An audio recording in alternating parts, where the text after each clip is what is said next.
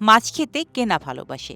বিভিন্ন ধরনের ভিটামিন সহ যথেষ্ট পরিমাণ চর্বি, প্রোটিন, ক্যালসিয়াম, লৌহ, ফসফরাস ইত্যাদি কার্যকর উপাদান মাছকে রেখেছে খাদ্য তালিকার শীর্ষে।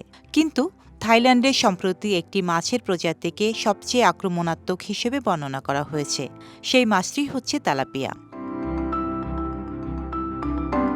আক্রমণাত্মক এই তেলাপিয়ার বিরুদ্ধে যুদ্ধ ঘোষণা করেছে দেশটি। বিশেষজ্ঞরা বলছেন, মাছটি পরিবেশের জন্য অত্যন্ত ক্ষতিকর, তাই এটি নির্মূলের পদক্ষেপ নেওয়া হয়েছে। রোববার ব্রিটিশ সংবাদ মাধ্যম বিবিসি নিউজের এক প্রতিবেদনে এ তথ্য জানা যায়।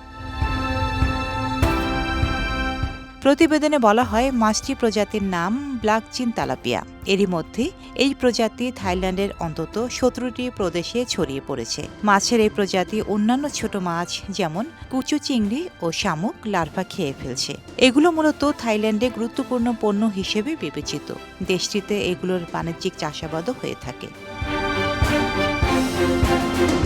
রাক্ষসী তেলাপিয়ার উপদ্রবের কারণে বাণিজ্যিকভাবে চাষাবাদ করা হয় এমন মাছ ধ্বংসের মুখে, যার ফলে ব্যাপক ক্ষতি হচ্ছে ব্যবসার। পরিবেশের জন্য ক্ষতিকর এই তেলাপিয়ার প্রজাতি এত দ্রুত ছড়িয়ে পড়ার কারণ খুঁজে বের করতে তদন্তের নির্দেশ দিয়েছে থাইল্যান্ডের পার্লামেন্ট।